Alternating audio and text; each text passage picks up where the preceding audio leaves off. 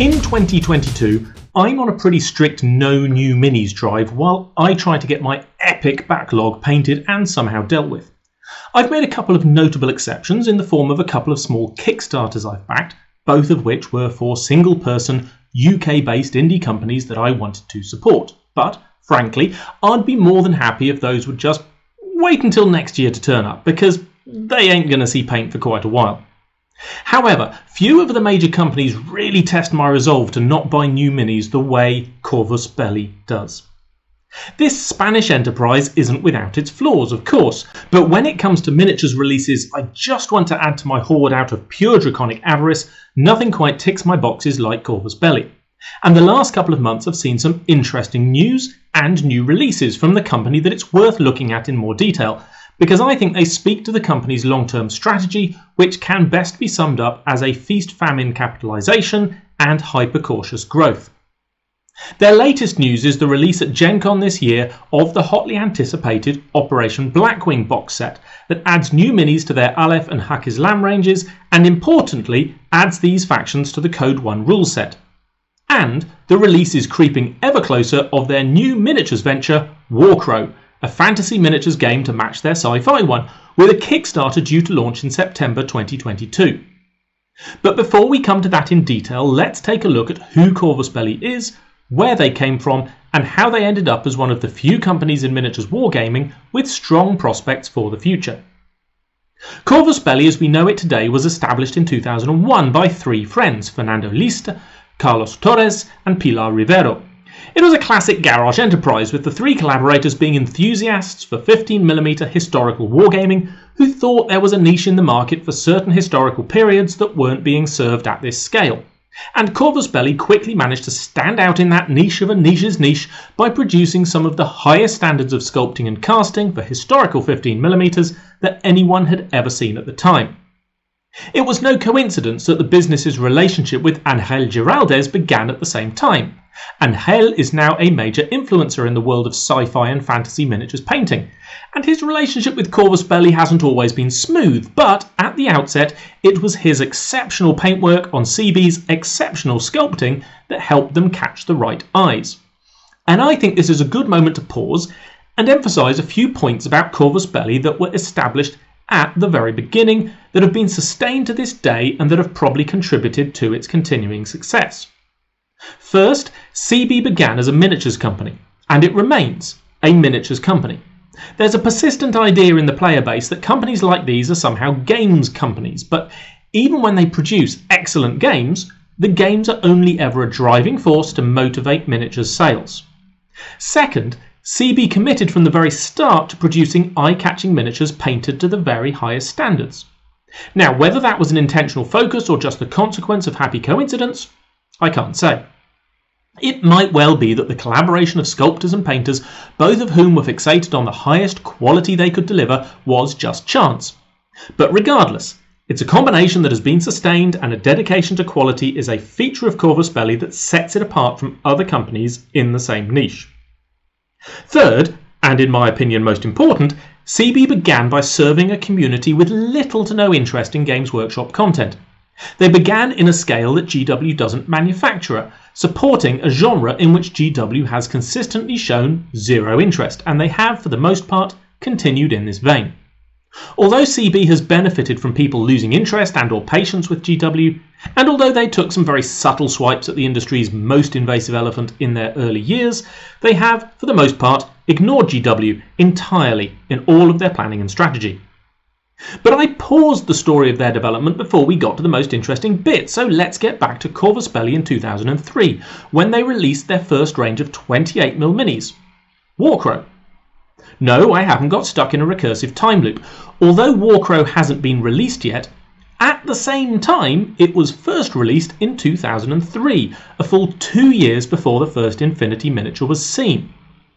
WarCrow, it has to be said, didn't make much of an impact internationally. CB's 15mm historical range was widely respected in historical wargaming circles, but the same people weren't that fussed about 28mm fantasy. And perhaps we can talk about the dichotomy in our hobby between historical and speculative wargamers one day. However, WarCrow was enthusiastically received by one group, Spanish miniature wargamers. In 2001, Games Workshop's approach to translating their products for the overseas non-English speaking market was hit and miss. They were awake to the idea that they needed to do it, but many products were slow to reach other languages, and the coordination of translated products was haphazard. As a result, there was a slew of responses in France, Poland and Germany, with each of these countries producing their own small enterprises like Taiban Miniatures and Prodos Games. Consequently, there was a lot of excitement about a Spanish company producing its own fantasy wargame, and the guys at Corvus Belli at the time took note, and then decided to do something completely different. It was at about this time that Pilar Rivero decided to leave the business, and try as I might, I have no idea what he went on to, but he was replaced in the list of name directors by Begoña List. And I'm going to be super clear here that I am making some assumptions, because the Spanish Register of Companies is nothing like as accessible and transparent as Companies House in the UK, but given that Corvus Belli was a small business, I'm guessing that Pilar sold his stake to Fernando, but in order to keep the balance of directors, the share was officially sold to Begoña, whom I think is Fernando's wife. But the switcheroo between Begoña and Pilar is pretty unimportant compared to the addition to the business of Gutiérrez Lusquiños. The story, as I heard it at this point, is pretty charming. In 2003, Gutiérrez was just a friend of Fernando, Begoña, Pilar and Carlos. They were, indeed are, all gamers, and as such would meet up to play games after work. And Gutiérrez persuaded his friends to participate in a roleplay game he was developing, set in his own sci-fi world. They enjoyed the game enough that one of them, I think it was Fernando, as he's the only one who publicly admits to being a sculptor, sculpted some minis for their characters. I like to imagine that there was some kind of light bulb moment in which they realised that Gutiérrez's game would make a much better skirmish game than a roleplay game, that there was a clear desire for a Spanish language speculative miniatures game, and that they had already started to develop the miniatures. Another version of the story is that the miniatures were only designed later, after Gutiérrez joined the company, but what's pretty consistent is that some of the named characters in the modern game of Infinity were the player characters in that first roleplay version of the universe. And although I've done some digging to try and work out who they were, the only one that seems to be definite is Usha McNeil, for those of you who already know your Infinity lore. Anyway, in 2005, Corvus Belli released their first miniatures and a set of rules for the property they called Infinity. Compared to their modern products, the original releases were pretty crude, but by the standards of the time, they were revolutionary. There was none of the usual heroic scaling those of us in speculative wargaming were used to. The characters were slim, athletic looking, and clearly inspired by a manga aesthetic very much missing from other manufacturers. But from the perspective of most potential players in the English-speaking market, there was a problem. The miniatures were so different to their normal expectations that there was no way to run them as proxies or counts as choices in their usual games. This problem was compounded by two other factors. First, the miniatures line wasn't large enough yet to be able to field whole forces for the game that Corvus Belli released. And, most crucially, the game they released was, in English at least, almost completely incomprehensible. However, it does need to be said that the game had one enormously redeeming feature. It was completely free to download. These days we tend to see free rules downloads as a bit of a given for many games. Board games obviously embraced the idea early on for people who lost the rules to their game but had all the other components. Free rulebooks hardly lost them any revenue worth talking about, but at this point, and I can hardly believe I'm talking about the 21st century here, the idea that a rulebook was a marketing tool rather than a product in its own right hadn't really been embraced by miniatures companies. There were free rules to download, of course, but they were mostly homebrew rulebooks with limited production values and no real market reach.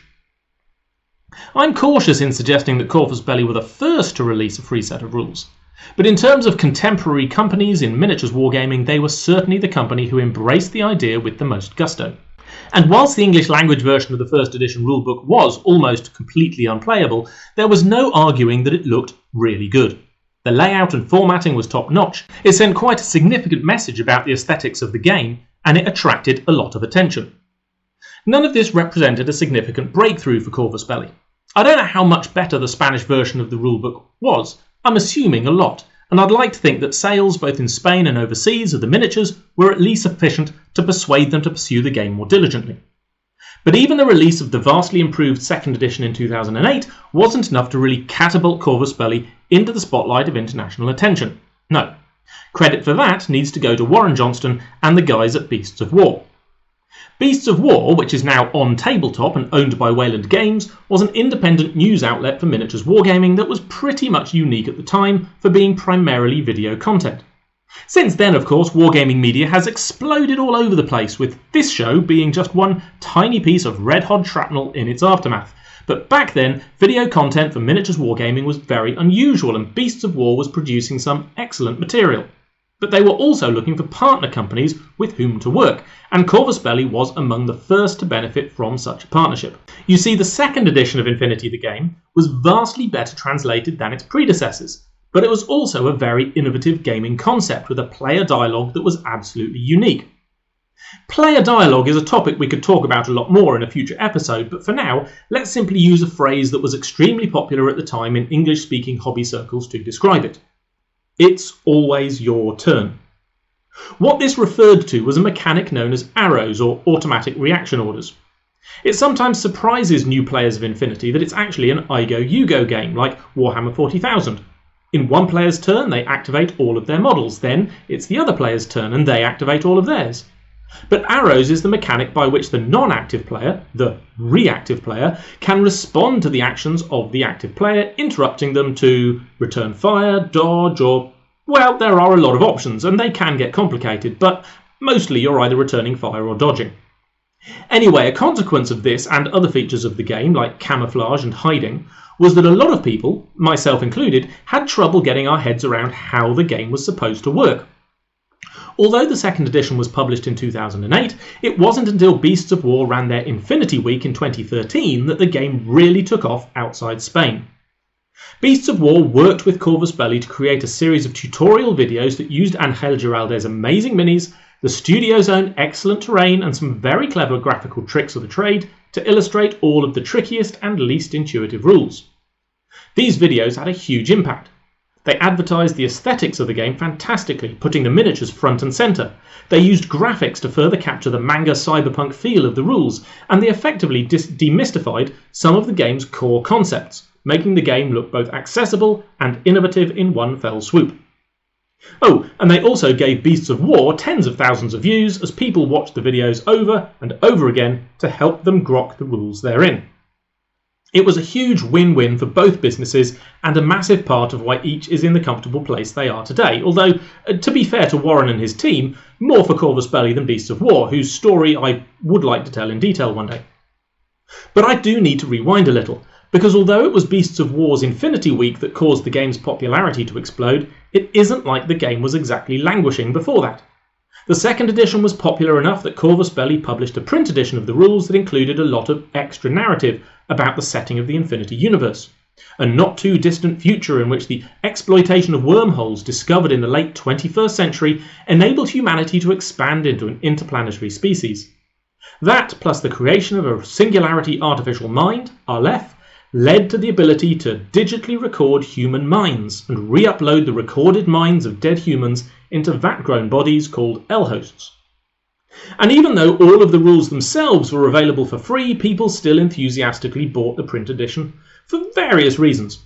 In fact, the print edition was popular enough that they were followed by 2 more books in second edition.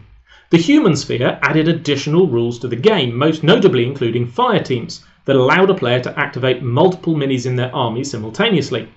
And the Paradiso campaign, as the name implies, was a campaign book which also added some RPG-like features to the game.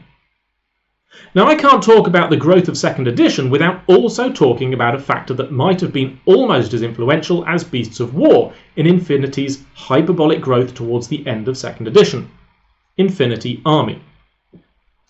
I've tried to find out the name of who first developed Infinity Army, sadly to no avail, but I'm sure someone will tell me in the comments. However, Infinity Army was a fan-produced browser app to make army building vastly easier.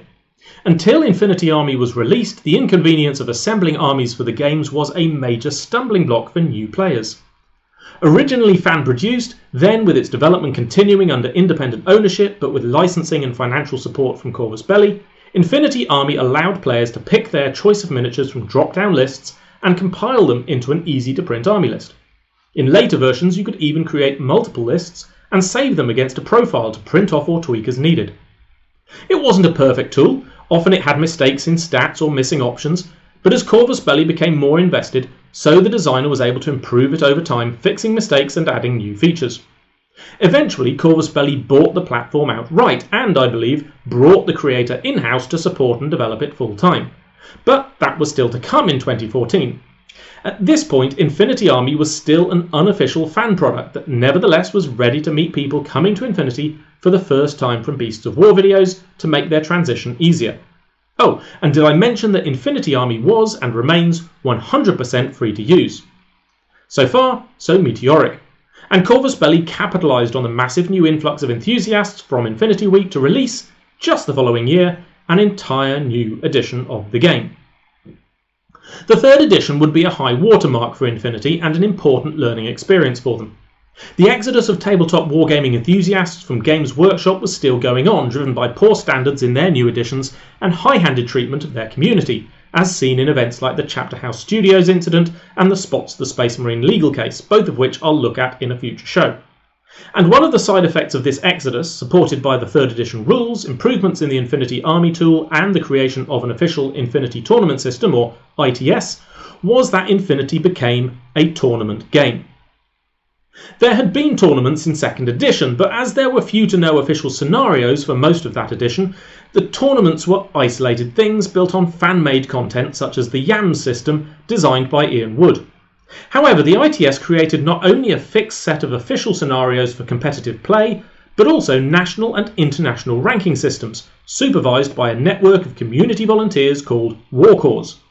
And for Corvus Belli and the tournament enthusiasts in the hobby community, this was exceptionally good news. The prospect of a balanced tabletop wargaming experience was irresistible, and thousands of new players joined the community. This, of course, meant a significant cash injection for Corvus Belli, but also a vastly increased demand for their products, both in direct sales and from online and bricks-and-mortar independent retailers. Infinity, despite being in its 3rd edition and over a decade old, was that most dangerous of things, the new hotness. Being in this position is a double-edged sword. Sales, of course, are great to have, but when you work in manufacturing, the other side of the coin is the need to increase production, increase stockholding, increase headcount, all of which costs money. A company can invest heavily in growing its manufacturing capacity in order to keep up with demand, only to see demand fall off, and find themselves with capacity in excess of demand.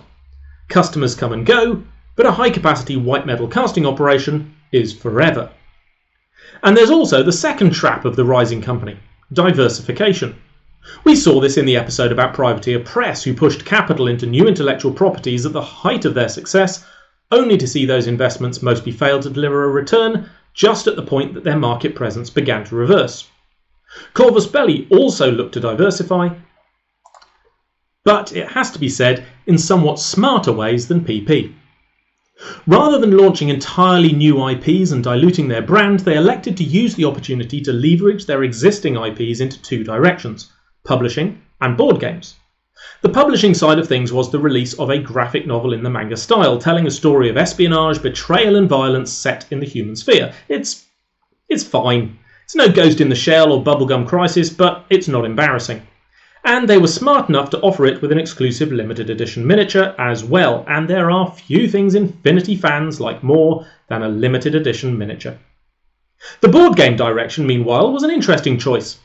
In the 3rd edition era, they launched Aristea, which was essentially professional paintball with real guns, the hyper-popular extreme sport of the human sphere.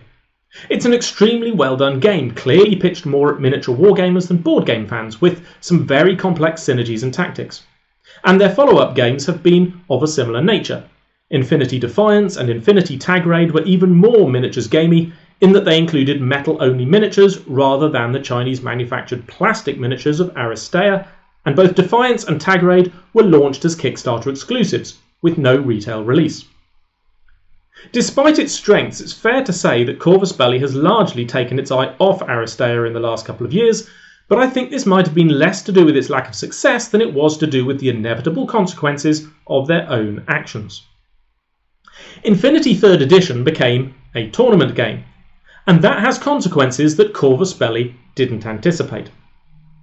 A big problem with Infinity since its inception has been the steep learning curve involved in learning not only how to play, but how to play well.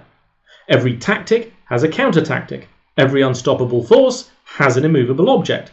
But knowing that a tactic can be countered isn't the same thing as being able to counter that tactic. Mass battle games like Kings of War or Bolt Action tend to smooth out this problem with numbers.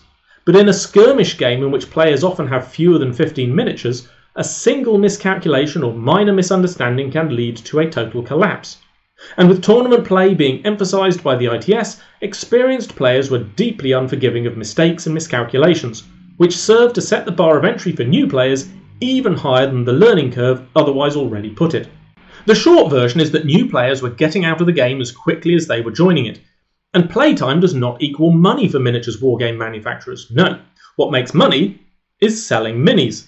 But the speed with which players were abandoning the game was having a drastic impact on sales growth at a time when CB had invested in new premises, larger manufacturing capacity and increased headcount, a potential disaster in the making. I also want to highlight briefly one mistake that Corvus Belli made right back at the start of their journey that may have cost them in terms of visibility, which is calling their game Infinity. Obviously, they couldn't possibly have anticipated that there would be a Disney game called Disney Infinity that sold figures that could interact with a gaming console, nor could they have anticipated that there would be a whole volume in the Marvel movie saga called Infinity War. After all, in 2005, the Marvel movies hadn't even started yet. But they did pick a name for their game that is a single word in common use. And I need to say that I'm something of a kettle telling a pot how much it needs a scrub here, because I managed to release my own game, Horizon Wars Zero Dark, not long after Horizon Zero Dawn released. And yes, there has been confusion, but in my defence, I published Horizon Wars in 2016. More importantly, Horizon Wars Zero Dark is 4 words. Infinity is 1. Just adding a second word to the name of their game would have been better than just Infinity. But honestly, I think it's probably been a minor feature in what troubles they've faced. I just felt like I needed to call that out. However, for all of its missteps and failures, CB's saving grace has always been the combination of active community engagement and solid business leadership. The CEO is still Fernando Lista, and although Fernando is and always has been a gamer, he has also always been a business management and strategy guy. CB has sustained a clear-eyed understanding of what things in their business model are valuable and what things aren't, and have always been ready to cut things away. Fans do routinely complain when certain factions, whilst still playable, disappear from the shops, or when some army options are actively removed. But this represents CB taking decisive action in direct response to business pressures. The Cascuda mech was too costly to manufacture consistently based on its retail price, and in any case, wasn't selling well. So rather than raise its price, it was removed from the line entirely. The Merovingian Rapid Reaction Force wasn't selling in sufficient volumes to keep it in stock, so the stock was retired from manufacturing. And those are just 2 examples. So when a whole edition of the game started in sales terms to underperform, there was no hesitation in identifying what the problems were and developing a strategy to address them. 4th edition and its diminutive partner Code 1 has been out for a while now, and although it's fair to say that Infinity's time as the new hotness has definitely passed, based on the company's subsequent actions it sounds like they have stabilised the patient. Actions? Oh yes, because that brings us back to WarCrow. Corvus Belli will be launching a new Kickstarter in September for the release of another board game, this time a fantasy skirmish game called WarCrow Adventures, featuring an entirely new intellectual property, a high fantasy setting of swords and sorcery. And although I am usually, justifiably, dismissive of established companies using Kickstarter, I'm going to cut CB a little slack on this one, because the idea is that Kickstarter will just be the starting point for an entirely new game series. A proper tabletop miniatures wargame with the same design ethos of Infinity, but the high fantasy setting of WarCrow. If CB were to deliver a world as fresh and original as the Human Sphere for their setting, with the same quality of aesthetics, manufacturing and design, and with the same synergy between aesthetics and gameplay as Infinity, then I think they should have little concern for their ability to find an audience. But I do have a few concerns. The first is that it feels a little like they're making the mistake of targeting players of Games Workshop's fantasy skirmish games like Warcry and Age of Sigmar. when they should be looking for an audience among those playing Saga, A Song of Blades and Heroes, Dragon Rampant, and even Dungeons and Dragons. The reason they gained any traction in the first place is because they were working within a market niche where GW had no power. It could be argued that to continue to grow, as any successful company must, there is no alternative but to turn their eyes greedily upon the territory of the biggest gorilla in a very small room. But ours is a growing community, and even if most of the newcomers are snatched up by Space Marines and Sigmarites, the non-GW miniatures wargaming community is also growing by proxy, and Corvus Belli is well positioned to dominate it. My other concern is that WarCrow simply isn't interesting enough. A few of the launch miniatures are now being seen in public, and there's no question that they're beautiful designs, but are they really the radical reimagining of a manga-inspired fantasy setting we were hoping for? What's going to set them apart from every other post-Tolkien world of dwarves and elves and goblins? By way of contrast, I want to wind the clock back one more time, because in 2006, the year after Infinity first launched, there was another miniatures game release out of an independent development studio in Spain, called Anima Tactics. Like Infinity, it had an aesthetic inspired by Japanese animation and manga. Unlike Infinity, it was a fantasy game. Think Attack on Titan or Full Metal Alchemist rather than Tank Police. The game was terrific. Players assembled teams of named characters based on a range of shifting alliances and loose alignments of interest, so you could easily mix and match different synergies. Teams themselves were only a handful of minis and play was quick, cinematic and decisive. The main failure in Anima Tactics was miniatures design. They had a handful of absolutely brilliant sculpts, a large number of very mediocre sculpts, and a small selection of utter stinkers. They also had some issues with manufacturing and distribution. The game changed hands a couple of times, with different companies trying to get it the market reach it deserved, and it ended up with CMON, just as CMON was shifting away from minis games and into big box board games.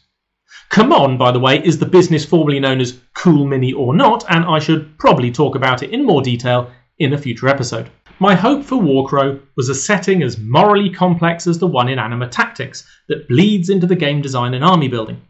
My fear is that it's just going to be another game of elves and zombies. But if we assume that CB isn't pitching to the Age of Sigmar and Warcry audiences, then perhaps the decision makes more sense. After all, I've said repeatedly that companies like CB are miniatures companies that happen to make games. The game is only there to drive sales, so if you consider the enormous market for high-end tabletop miniatures in the Dungeons & Dragons world, where GW's designs end up being too distinctly grimdark, gothic and distinctive to easily slot into another IP, perhaps we should think of WarCrow as just a marketing vehicle to shift miniatures to a market hungry for high-end fantasy casts. A market whose needs aren't being met by the relatively low-quality casts of Reaper's Bones range and the dedicated D&D Nolzur's range from WizKids. And before anyone decides to jump down my throat on that, I happen to be a fan of minis from both of those companies. No hate. I'm just pointing out that Corvus Belli has a track record of extremely high quality casting and detail in white metal, and even Reaper's white metal casting can't touch them in that respect. But let's put aside for a moment the unavoidable reality that the game is only there to sell the minis, and talk for a moment about games and Corvus Belli's history with game design. In short, it's good. Infinity has been through 4 editions, but stayed true to the core principles of its design throughout. The arrow remains the seminal characteristic of the game, and whilst its application has been clarified and fine-tuned over the editions, it is essentially unchanged. Although 4th edition cleaned up what had become a bloated and overcomplicated system in 3rd edition, it continues to be a game best described as not for beginners.